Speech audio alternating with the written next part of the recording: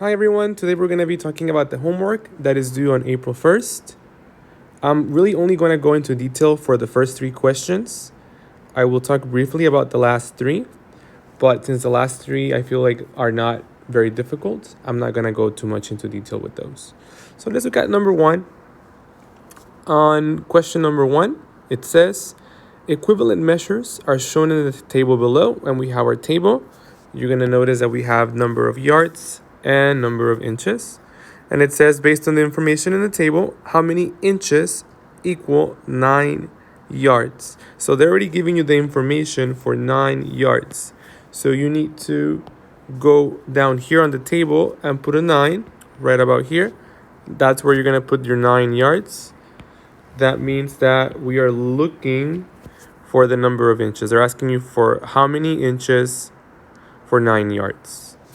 Make sure that you are looking at the table, look at the rule, and ask yourself, how are you getting from 2 to 72? How are you getting from 3 to 108? There is a rule. You're going to have to figure out what that rule is. You're going to have to ask yourself, am I adding a certain number? Am I multiplying a certain number? Am I dividing a certain number? Am I subtracting a certain number? You have to ask yourself, how are you getting from 2 to 72? Once you find that rule, that's what you're going to use to get the answer that goes here. 9, and then you're going to do something with that 9.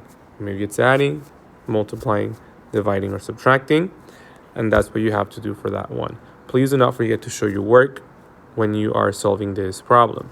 When you go to number 2, question number 2 says the rectangles below represent two different floors. So here you have one floor and here you have another floor. The question is, in square meters, what is the difference between the two areas? So you're looking for that difference between the two areas. Don't forget to do a QT problem because you do have to solve you have to do a few steps here. So you're going to look for the difference in areas.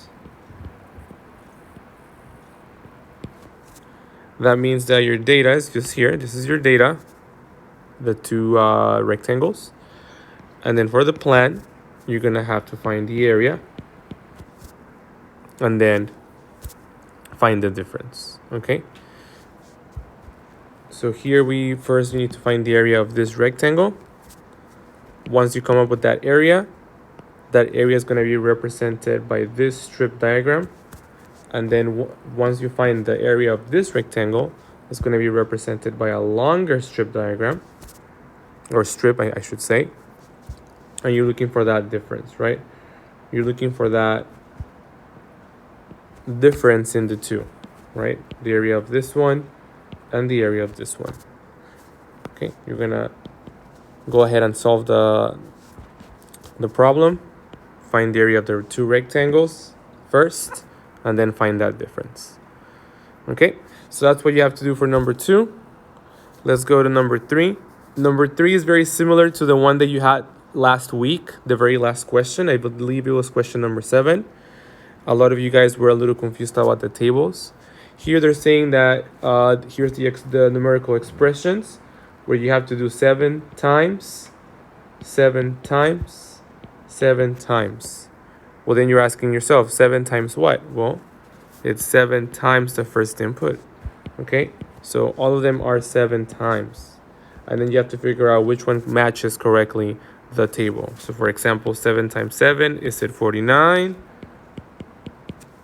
Or is it 8? Or is it 42? You have to figure out which one matches the table, okay? For number 4, please make sure that you use a separate sheet of paper to show your work. This will require you to do some QT since we do have a story and you have to do one of the 4 operations, whether it's adding, subtracting, multiplying, or dividing.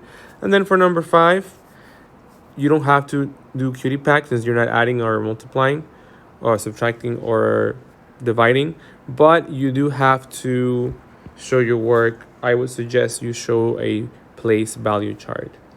For this one will require you some QT since you do have to do one of the 4 operations. Okay, so this is what I have for this week's homework.